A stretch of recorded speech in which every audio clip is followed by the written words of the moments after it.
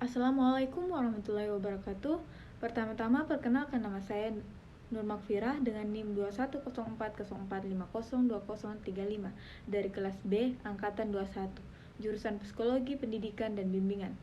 Di sini saya akan menjelaskan materi tentang teori karir menurut John L. Holland dan David V. Tiedemann.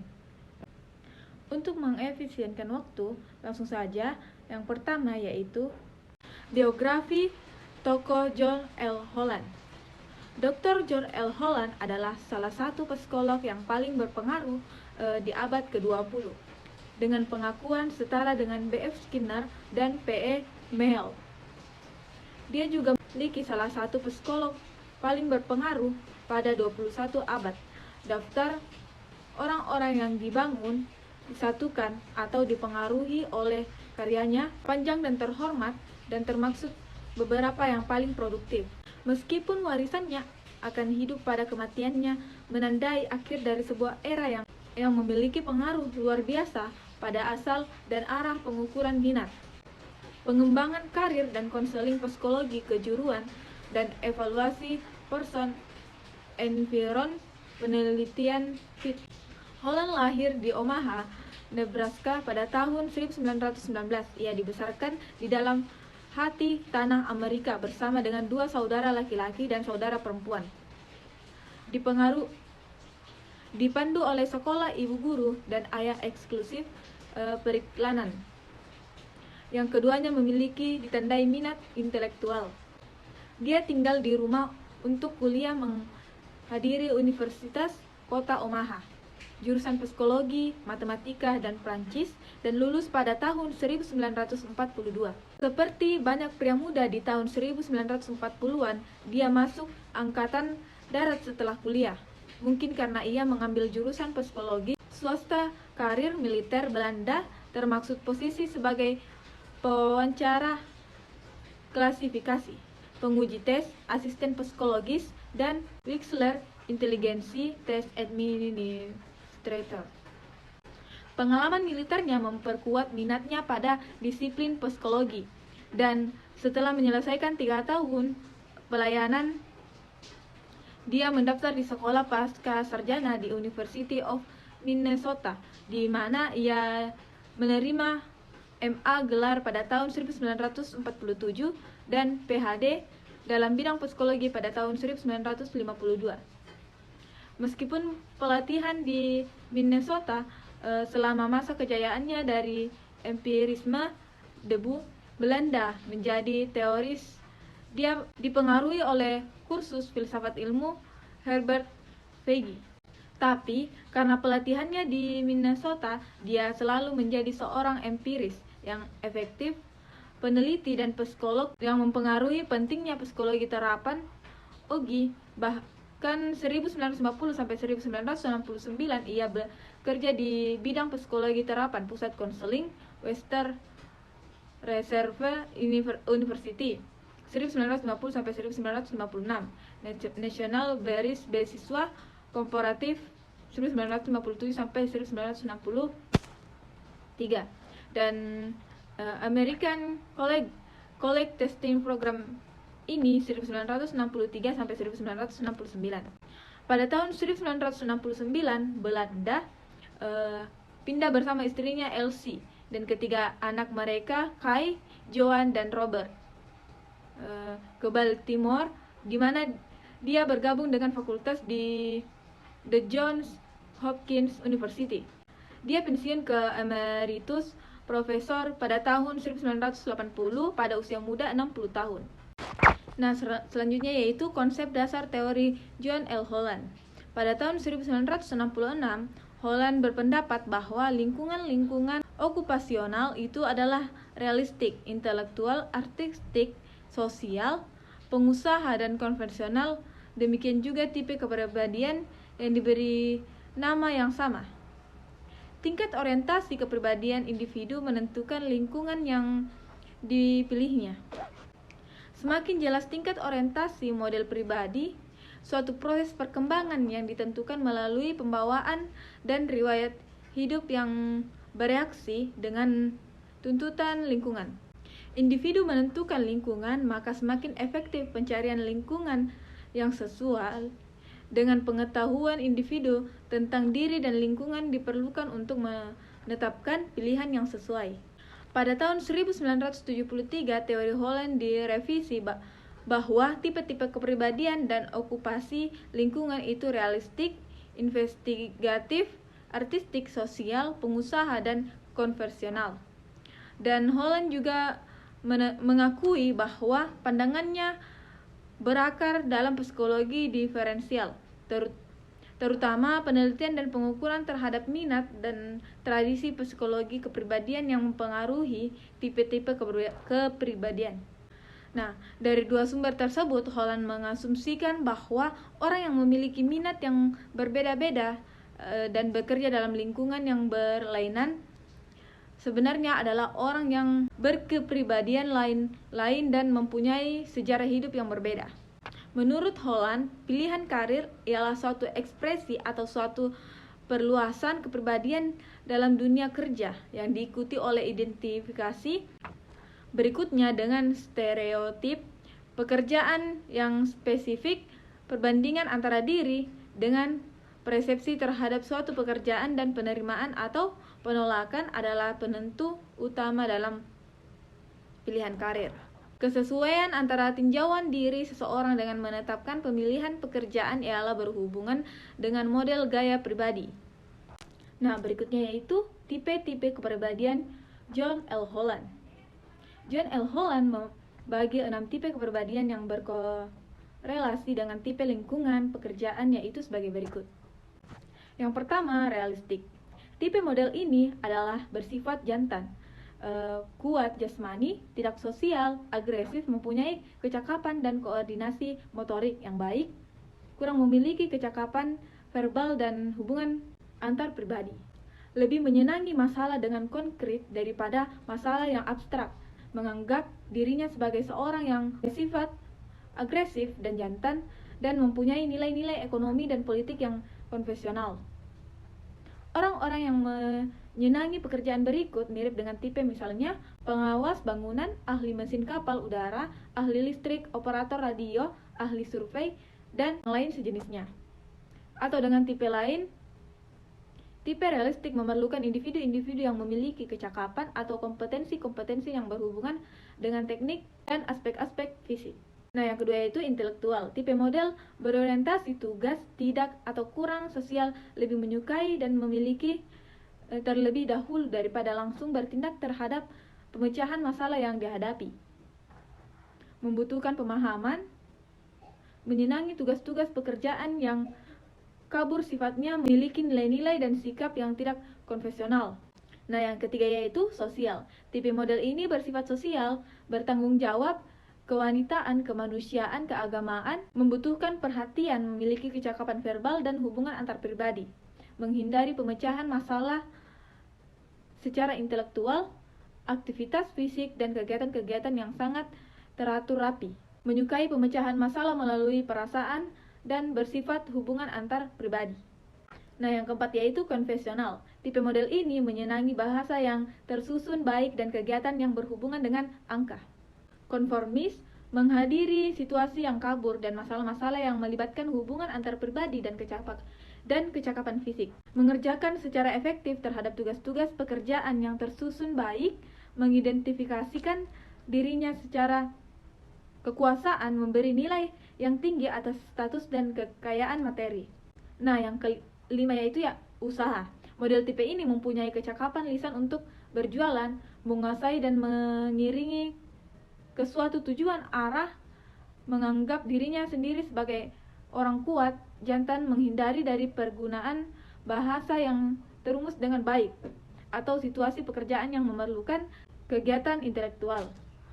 Dalam jangka waktu yang sangat lama, mudah menyesuaikan diri, berbeda dengan tipe konvensional. Tipe ini menyukai tugas-tugas sosial yang kabur.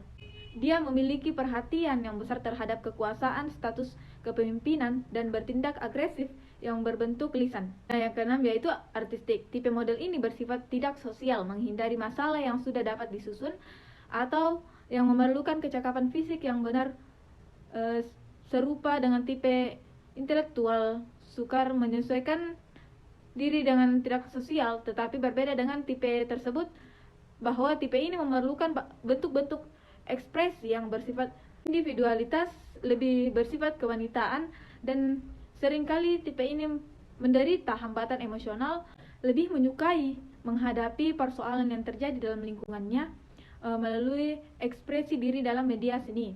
Nah, materi selanjutnya yaitu keunggulan dan kelemahan teori karir John L. Holland. Banyak pakar psikologi vokasional menilai teori karir John L. Holland sebagai teori yang komprehensif karena meninjau pilihan okupasi sebagai bagian dari keseluruhan pola hidup seseorang, dan sebagai teori yang mendapatkan banyak dukungan dari hasil penelitian sejauh menyangkut model-model lingkungan serta tipe-tipe kepribadian. Kelemahan dalam teori ini adalah kurang ditinjau proses perkembangan yang melandasi ke-6 tipe kepribadian dan tidak menunjukkan fase-fase tertentu dalam proses perkembangan itu serta akumulasi rentang umur. Mengenai tahap atau tingkat yang dapat dicapai oleh seseorang dalam bidang okupasi tertentu, John L. Holland menunjuk pada taraf inteligensi yang memungkinkan tingkat pendidikan sekolah tertentu, namun dipertanyakan apakah masih ada faktor-faktor yang mempengaruhi dalam hal ini, seperti taraf aspirasi seseorang. Materi selanjutnya yaitu implikasi teori John L. Holland dalam bimbingan dan konseling. Dari teori John L. Holland dalam bimbingan dan konseling adalah guru BK dapat membantu siswa atau konseli menganalisis minat dan lingkungan kerja serta memahami hubungan keduanya, menganalisis tipe kepribadian yang dimiliki siswa dan minat yang diinginkan, maka guru BK dapat menyelesaikan permasalahan yang dihadapi siswa. Baik, selanjutnya saya akan membahas materi tentang teori karir David V. Tiedemann. Yang pertama, biografi David V. Tiedemann. David Valentine Tiedemann lahir di New York, bagian utara pada tahun 1919. Ia memperoleh gelar AB dalam psikologi dari Union College pada tahun 1941 dan gelar AM dalam bidang psikologi di University of Rochester pada tahun 1943. Ia memperoleh gelar EDM pada tahun 1948 dan EDD pada tahun 1949, keduanya dalam pengukuran pendidikan dari Harvard. Selama Perang Dunia II, dia terlibat dalam merancang tes untuk perwira Angkatan Darat dan Angkatan Laut. Di Dewan Perguruan Tinggi, dia juga menganalisis data medis tentang paparan radiasi untuk proyek Manhattan yang menghasilkan bom atom. Setelah lulus, Tiedemann tinggal di Harvard sebagai anggota fakultas dari 1955 hingga 1971.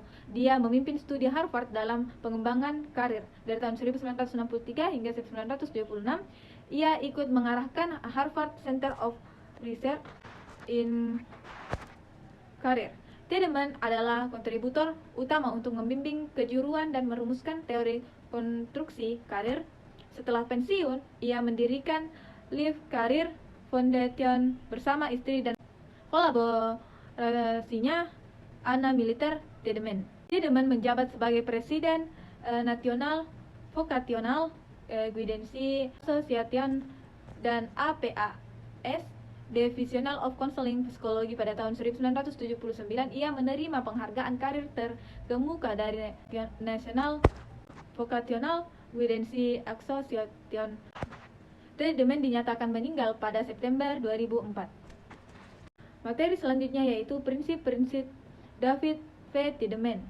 David Valentine Tiedemann mengemukakan bahwa keputusan untuk memilih pekerjaan, jabatan, atau karir tertentu merupakan suatu rentetan akibat dari keputusan-keputusan yang dibuat individu pada tahap-tahap kehidupan di masa lalu. Konsep kunci Tiedemann dalam pendekatan konselingnya terhadap perkembangan karir adalah self-development. Dalam pengertian yang luas, fokus utamanya adalah perkembangan kognitif total individu dan proses pembuatan keputusan yang dihasilkan. Menurut Tiedemann, perkembangan karir terjadi dalam proses perkembangan kognitif secara umum, sehingga individu mengatasi krisis egonya yang relevan. Dia yakin bahwa perkembangan identitas ego merupakan faktor yang sangat penting dalam proses perkembangan karir. Menurut David V. Tiedemann, kemampuan-kemampuan yang penting dalam pengambilan keputusan karir adalah sebagai berikut. Yang pertama, mengenai situasi keputusan yang penting. Yang kedua yaitu menentukan keputusan apa atau tugas yang dikelola dan realistik. Yang ketiga, memeriksa dan menilai secara cermat dan generalisasi observasi diri dan generalisasi pandangan atas dunia. Nah, yang keempat yaitu menyusun alternatif-alternatif yang luas dan beragam. Adapun yang kelima yaitu mengumpulkan informasi yang diperlukan tentang alternatif-alternatif itu. Keenam yaitu menentukan sumber informasi yang handal, cermat, dan relevan. Yang ketujuh yaitu merencanakan dan melaksanakan urutan langkah-langkah pengambilan keputusan. Materi selanjutnya yaitu pembuatan keputusan karir David V. Tiedemann. Dalam teorinya, David Valentine Tiedemann mengemukakan bahwa keputusan untuk memilih pekerjaan, jabatan, atau karir tertentu merupakan suatu rentener akibat dari keputusan-keputusan yang dibuat individu pada tahap-tahap kehidupan di masa lalu. Perbuatan keputusan menurut David V. Tiedemann dibagi menjadi dua periode, yaitu periode antisipasi dan implementasi. Kedua periode ini merupakan inti dari situasi perkembangan karir. Perkembangan pekerjaan itu diorientasikan dari keputusan mengenai sekolah, kerja, dan kehidupan. Nah, yang pertama yaitu periode antisipasi. Tiedemann dan O'Hara membagi antisipasi dalam membuat keputusan karir menjadi 4 proses, yaitu eksplorasi, kristalisasi, pemilihan, dan klasifikasi. Miller dan Tiedemann menegaskan bahwa tahapan tersebut sebagai panduan dalam mengantisipasi suatu keputusan. Ya, yang pertama yaitu eksplorasi. Eksplorasi yang dimaksud adalah penjelajahan terhadap kemungkinan alternatif keputusan yang akan diambil. Melalui eksplorasi ini, individu mengetahui dengan jelas konsekuensi apa yang akan dialami jika mengambil keputusan tersebut. Nah, yang kedua yaitu kristalisasi. Tiedemann dan O'Hara berasumsi bahwa kristalisasi merupakan stabilisasi dari representasi berpikir. Pada tahap ini, pemikiran dan perasaan mulai teradu dan teratur. Keyakinan atas pemilihan yang akan diambil menguat. Definisi tentang alternatif pilihan semakin jelas. Nah, yang ketiga yaitu pemilihan. Sama halnya dengan perkembangan kristalisasi, proses pemilihan pun terjadi masalah-masalah individu berorientasi kepada tujuan yang relevan, yaitu individu mulai mengorganisir dalam melengkapi dan menyesuaikan tahap berbagai pilihan karir di masa depan, sehingga pada tahap ini individu percaya atas pilihannya. Nah, yang keempat yaitu klasifikasi. Ketika seorang individu membuat keputusan lalu melakukannya, mungkin dalam perjalanannya ada yang lancar, mungkin ada yang mempertanyakan. Seharusnya individu tersebut melakukan eksplorasi kembali, kristalisasi, lalu melakukan pemilihan, alternatif, pengambilan, dan seterusnya. Nah, yang kedua yaitu periode implementasi. Dalam penyesuaian, periode implementasi dan penyesuaian ini oleh David V. Tiedemann digolongkan menjadi 3 tahap, yaitu tahap induksi, tahap transisi, dan tahap mempertahankan. Nah, adapun tahap induksi yaitu periode ini terjadi atau dimulai dari pengalaman dan kesimpulan yang diteliti. Individu mengorganisir karir dari tujuan individu ke dalam interaksi yang berhubungan dengan masyarakat. Misalnya, melanjutkan sekolah atau pekerjaan. Selama tahap ini, individu mengutamakan hal-hal yang berkaitan dengan tujuan yang telah dicapainya. Pada tahap ini, tujuan dan sejumlah alternatif menjadi suatu bagian. Dalam arti lain, tujuan individu dalam dunia kerja berasimilasi dengan posisi sebagai salah satu aspek yang memungkinkan mendorong untuk menghasilkan tahap transisi. Dalam tahap ini berorientasi yang diutamakan adalah kesesuaian kepada penetapan tujuan karir yang diambilnya.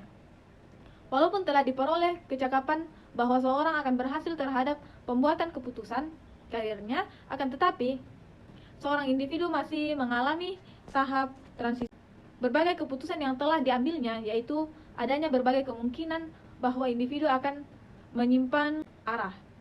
Pada tahap mempertahankan, individu memelihara keputusan karir yang telah diambilnya. Proses terhadap usaha telah menuju kepada status di masa mendatang, dan seterusnya akan berkembang menjadi pembinaan karir. Nah, adapun materi selanjutnya yaitu aplikasi teori Tiedemann dalam bimbingan dan konseling. Teori Tiedemann dalam aplikasikan dalam bimbingan dan konseling melalui proses pengambilan keputusan karir peserta didik atau klien berdasarkan yang pertama, merumuskan pilihan karir klien yang sesuai dengan tujuan individu, merefleksikan kemampuan minat dan implikasi sosial untuk masa depannya. Yang kedua yaitu membantu klien dalam memilih suatu pilihan karir yang pasti. Yang ketiga yaitu konselor memberikan strategi untuk memfasilitasi perkembangan karir ataupun penjelasan tentang proses pemilihan keputusan karir klien dan inteligensi informasi karir tentang diri konselor sehingga dapat membantu konseli untuk memahami diri konseli. Nah, yang keempat yaitu melakukan studi pengenalan perkembangan karir. Adapun materi selanjutnya yaitu kelebihan dan kelemahan teori David P. Tiedemann. Kelebihan dari teori ini antara lain meningkatnya kesadaran diri sebagai faktor yang penting dan diperlukan dalam proses pembuatan keputusan. Yang kedua yaitu perhatian diarahkan kepada upaya mempengaruhi perubahan dan pertumbuhan melalui penyesuaian terhadap kebiasaan-kebiasaan yang berlaku di dalam sistem sosial sebuah karir. Nah, yang ketiga yaitu adaptasi dengan lingkungan kerja untuk mendapatkan afiliasi yang bermakna dengan kelompok sebaya juga mendapat penekanannya. Nah, yang keempat yaitu teori ini mempunyai dampak yang penting terhadap proses pembuatan keputusan. Adapun kelemahan dari teori ini antara lain yang pertama, dukungan data empiriknya masih sangat terbatas. Nah, yang kedua yaitu ketiadaan instrumen yang cukup untuk teori ini. Nah, berikutnya adapun quotes dari saya menurut Theodore Rubin yaitu kebahagiaan tidak datang dari melakukan pekerjaan yang mudah, tetapi dari perasaan senang setelah kepuasan yang datang setelah mencapainya. Tugas yang sulit menuntut yang terbaik. Itu saja materi yang bisa saya sampaikan. Jika ada kekurangan, mohon dimaafkan. Saya ucapkan terima kasih. Wassalamualaikum warahmatullahi wabarakatuh.